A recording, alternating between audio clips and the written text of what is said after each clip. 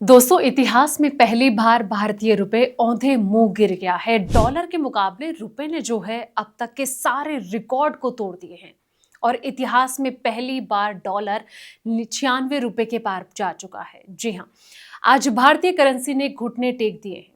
विदेशी बाजारों में मची उथल पुथल और कच्चे तेल की लगी आग के बीच रुपए में ऐसी ऐतिहासिक गिरावट आई है जिसने हर भारतीय को हैरान परेशान कर दिया है। क्या हमारा रुपए अब आईसीयू में चला गया है? आखिर क्यों डॉलर के सामने बेबस नजर आ रहा है भारतीय करेंसी? आज इसी महासंकट पर होगी देश की सबसे बड़ी और तीखी बहस, और बने रहिए हमारे साथ इस वीडियो के एंड तक। नमस्कार, मैं हूं आपके साथ संध्या बिष्ट और आप देख रहे हैं द इकोनॉमिक टाइम्स हिंदी। दोस्तों, साल 2026 की शुरुआत से ही भारतीय मुद्रा जो है भारी दबाव झेल रही है। दिसंबर 2025 में ही रुपए ने पहली बार 90 का मनोवैज्ञानिक स्तर को तोड़ा था। अब बाजार के एक्सपर्ट चेतावनी दे रहे हैं कि अगर हालात नहीं सुधरे तो डॉलर की कीमत जल्द ही 100 रुपए के स्तर को भी छू सकती है। इस गिरावट के पीछे सबसे बड़ा कारण जो है मिडिल ईस्ट का जियोपॉलिटिकल संकट है। अमेरिका, इजराइल से लेकर ईरान तक के आपसी जो टकराव हैं, इन्होंने ग्लोबल मार्केट को डरा दिया है। हॉर्मुज़ रूट में सप्लाई बाधित होने की आशंकाओं के चलते दुनिया भर के जो निवेशक हैं वो खौफ में जी रहे हैं।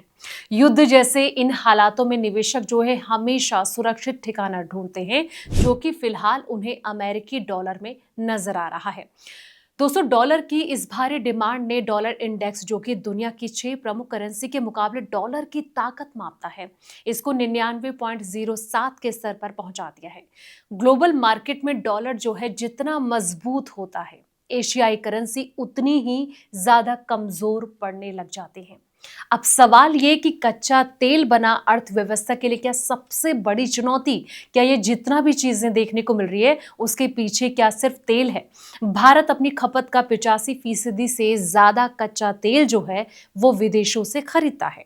अंतर्राष्ट्रीय बाजार में ब्रेंट क्रूड इस समय $160 प्रति बैरल के खतरनाक स्तर को पार कर चुका है।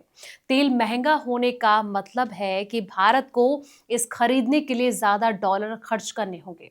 रॉयटर्स के एक ताजा सर्वे की माने तो अप्रैल महीने में ओपेक देशों का तेल उत्पादन पिछले 2 दशकों में सबसे निचले स्तर पर आ गया है। सऊदी अमारको के सीईओ अमीन नासिर ने साफ कर दिया है दोस्तों कि स्ट्रेट ऑफ हॉर्मुज़ से तेल निर्यात रुकने से हर हफ्ते करीब 10 करोड़ बैरल तेल का नुकसान हो रहा है। ऐसे में बाजार को स्थिर होने में 2027 तक का वक्त लग सकता है। इन्वेस्टमेंट बैंक जेपी मॉर्गन की रिपोर्ट भी यही कहती है कि अगर अगले महीने रास्ता खुल भी गया तब भी लॉजिस्टिक समस्याओं के कारण तेल जो है वो $100 के आसपास ही टिका रहेगा।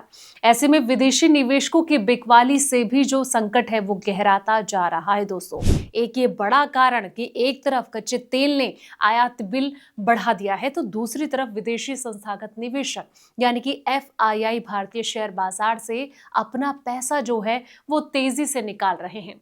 मुद्रा की कीमत इसी बात पर डिपेंड करती है दोस्तों कि देश के विदेशी मुद्रा भंडार में कितने डॉलर मौजूद हैं। जब बाजार से डॉलर बड़ी मात्रा में बाहर जाने लगता है तो रुपए की जो वैल्यू है अपने आप गिरने लगती है, और इस बीच महंगाई का जो सीधा इम्पैक्ट है वो आम आदमी की जेब पर पड़ता है।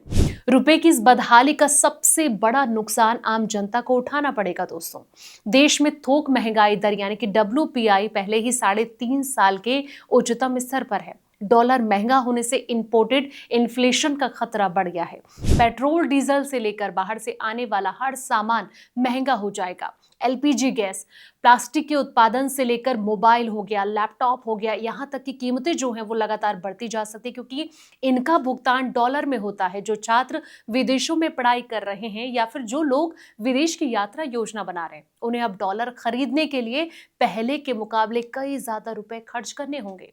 सरकार के कड़े कदम से राहत की उम्मीद अब नजर आ रही है। लगातार बिगड़ते हालातों को देखते हुए प्रधानमंत्री मोदी ने खुद मोर्चा संभाला है। पिछले हफ्ते ही उन्होंने देशवासियों से अपील की थी दोस्तों कि विदेशी मुद्रा भंडार को बचाने के लिए फिजूल खर्ची जो है इस पर रोक लगनी चाहिए। देश हित में आर्थिक अनुशासन की इस मांग के साथ ही सरकार ने कीमती धातुओं के आयात पर टैरिफ भी बढ़ा दिया है। इसका जो मकसद है वो देश के डॉलर की जो निकासी है, यानी कि जो एग्जिट हो रहा है, इसको रोकना है। हालांकि ट्रेडर्स अभी भी मान रहे हैं कि आने वाले दिनों में रुपए में कुछ और गिरावट देखने को मिल सकती है।